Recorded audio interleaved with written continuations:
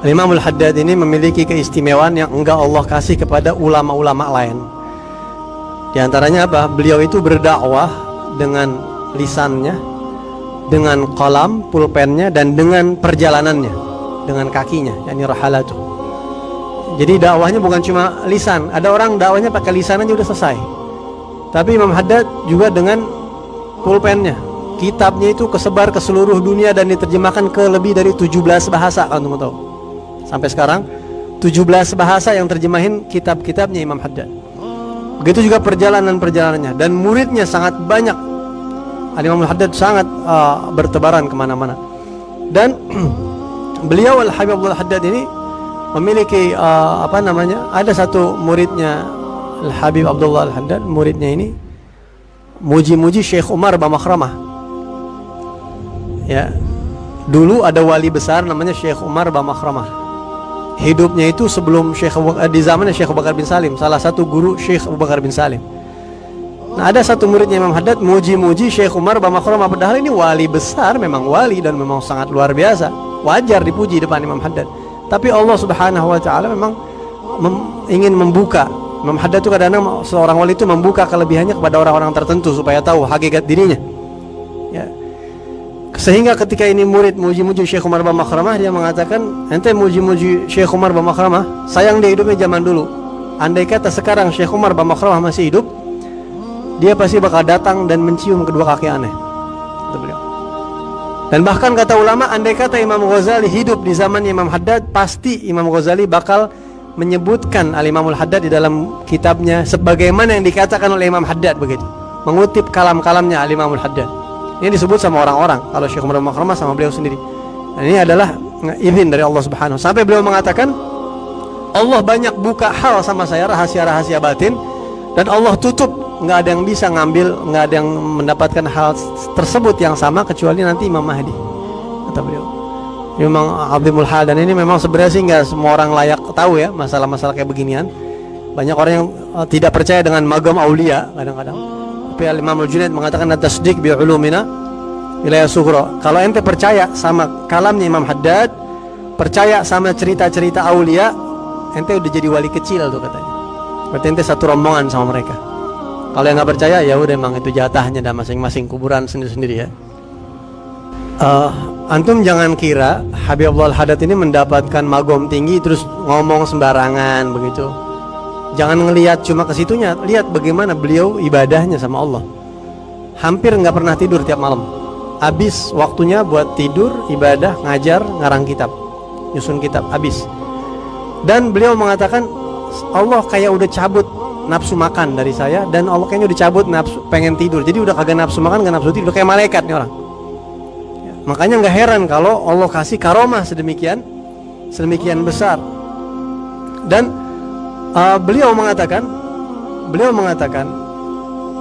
ya Habib, ditanya ketika beliau bilang begini, Habibullah Haddad bilang begini, siapa yang tahu saya atau siapa yang saya kenal, dia punya hubungan baik sama saya, baca kitab saya, baca ratib saya, atau saya kenal dia hubungan baik, maka saya tidak akan diam kalau dia ada masalah berat, ada aib, atau dia ada ancaman ada potensi masuk ke neraka, saya akan kasih syafaat buat dia. Gitu. Saya tidak akan diam. Saya akan berikan dia syafaat. Ya, dengan izin Allah Subhanahu wa taala. Kenapa beliau ngomong kayak begini? Kok berani, kok terang-terangan nih magomnya diunjukin, dibuka? Kenapa? Ketika ditanya, Habib, ini magom antum doang apa para wali semua kayak antum? Oh, ini khusus buatan dari Allah. Ya. Dan ketika ditanya, kenapa kok Imam Haddad kok berani ngomong kayak begitu belak-belakan? Karena orang di zaman Imam Haddad banyak yang gak kenal, jadi enak ngomongnya. Mumpung pada gak kenal, dibuka aja, dibuka. Begitu ya. Sampai-sampai disebutkan ada salah satu orang pengen belajar sama Habib Abdul Haddad, datang dari kota Shibam. Ketika dekat rumahnya Habib Abdul Haddad, mampir ke rumah temennya. Temennya nanya, ente mau kemana? Ana mau belajar sama Habib Abdullah bin Al-Haddad. Oh, yang buta itu, orang buta tuh. Dia bilang, mulai detik ini Anda gak mau duduk lagi sama ente. Ente gak kenal Imam Haddad, Anda gak mau kenal sama ente. Sampai seperti itu. Jadi memang orang-orang sekitarnya banyak yang gak tahu. Ya, orang-orang sekitar Habib Abdul Haddad banyak yang memang tidak kenal. Justru kemuliaan beliau ini dibuka sama Allah ke orang-orang yang jauh. Al-Habib Al-Haddad adalah seorang mujtahid mutlak. Beliau adalah pembaharu Islam dan seorang mujtahid mutlak dalam ilmu syariat, ilmu akidah, dan juga dalam ilmu ihsan, ilmu tazkiyah, ilmu tasawuf. Sehingga setelah Habib Al-Haddad semua orang ngikut thariqahnya beliau, begitu ya. Yang khususnya ini Al-Ba'alawiyah, khususnya thariqah Alawiyah ini, semuanya udah ikut napak tilas Al-Habib Abdullah bin Alawi Al-Haddad. Dan Habib Al-Haddad itu Allah jadikan keberkahan pada anak-anak cucunya, pada kitab-kitabnya, dan juga ada di syair-syairnya. Dan Al-Habib Abdullah bin Al-Haddad, orang-orang, saya mengajak antum semua, kata beliau, cintai orang-orang soleh.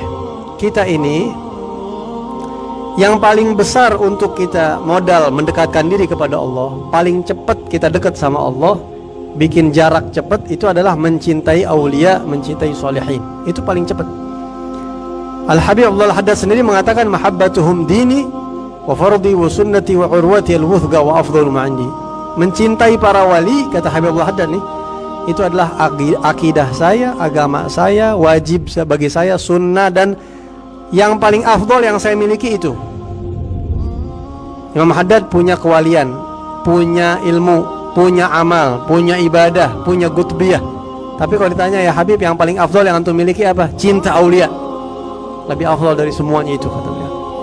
Nah, jadi kita ini disuruh mencintai aulia, karena itu adalah salah satu ibadah yang paling bikin kita cepat dekat kepada Allah Subhanahu wa taala. Dan para wali bisa memberikan syafaat kepada para pecintanya. Lahum ma yasha'una 'inda rabbihim. Ya, disebutkan bahwasanya ada satu orang, orangnya masih hidup sekarang. Orangnya masih hidup dan ngomong langsung sama beliau nih. Yang bersangkutan yang mimpi ngomong langsung bahwa abahnya meninggal dunia. Nah, terus anaknya, salah satu anaknya mimpi di dalam kubur ngelihat abahnya didatengin sama Munkar dan Nakir. Ini abahnya cinta banget sama Habib Abdullah bin Ali Al-Haddad sama Habib Ali Al-Habsyi Sahibul Maulid. Cinta banget sama dua wali ini. Begitu Munkar dan Nakir datang, tahu-tahu datang Habib Abdullah Al-Haddad sama Habib Al-Habsyi. Dan beliau berdua bilang, wahai malaikat Munkar dan Nakir, udah bebasin, beliau ini adalah orang kita, dia orang kita. Maka Munkar dan Nakir pun langsung meninggalkan makamnya. Ini mimpi, ya, tapi mimpi ini tentunya ada makna seperti ini. Dan mimpi kayak begini pernah terjadi di zamannya Habib Abdullah Al-Haddad. Pernah terjadi. Ada satu orang tua kena penyakit apa gitu, sampai meninggal dunia, terus dimimpiin didatengin malaikat. Begitu mau ditanya sama malaikat, Imam Haddad datang bilang, hadza min ashabna. Ini orang kita wahai malaikat. Ini orang baik, orang kita, insya Allah baik, insya Allah aman. Begitulah kira-kira ya. Maka pergi itu malaikat, bangun tidur nih orang, datang ke Habib Abdullah Haddad. Begitu datang mau cerita sama Habib Abdullah Haddad, tadi malam dia mimpi bahwa abahnya dikasih syafaat sama Imam Haddad di kuburan. Baru ketemu Imam Haddad belum ngomong, kata Habib Abdullah Haddad, ente diem aja nggak usah diceritain, udah itu udah tahu. Dan itu orang itu nanya, ya Habib, itu khusus buat abah aneh, buat siapapun yang cinta amanah gitu ya. Dan ini orang belum ngomong. Tentunya ini sesuai dengan sabda Nabi, yashfa' yaumal qiyamah thalath, ya. Di hari kiamat yang bisa ngasih syafaat 3. Ya, al-ulama, al-anbiya, thumma al-ulama, thumma syuhada. Ini enggak tabrakan sama syariat Islam. Memberikan syafaat, mereka itu bisa memberikan syafaat. Habib Abdullah Haddad ini meninggal umur 88 tahun lebih, ya. Hampir 89 tahun. Ketika beliau meninggal dunia,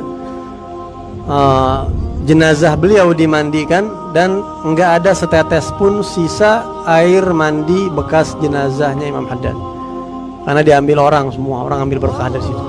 Enggak ada kesisa, enggak ada yang jatuh ke tanah, ya maksudnya enggak tersisa begitu ya, habis semua, diambilin orang, dimintain gitu. Dan orang-orang yang ikut menyolati jenazahnya Habib Abdullah Haddad pada saat itu lebih dari 20.000 orang. Zaman dulu tuh, ya, lebih dari 20.000 orang, belum ada alat komunikasi model kayak sekarang. Masya Allah, yang nyolatin jenazahnya dihitung sama sebagian orang soleh. Alhasil beliau meninggal dunia dan beliau meninggalkan banyak kitab-kitab, di antaranya yang paling populer adalah kitab diwan. Siapa yang punya diwan di rumahnya, insya Allah dengan keberkahan diwan, kalam yang begitu berkah, akan dijaga sama Allah, nggak ada musibah, kemalingan, kebakaran, itu bakal dijaga sama Allah. Kalau bisa kita punya diwan, satu-satu taruh di rumah buat pegangan kita. gitu ya, dengan izin Allah Subhanahu wa taala semuanya.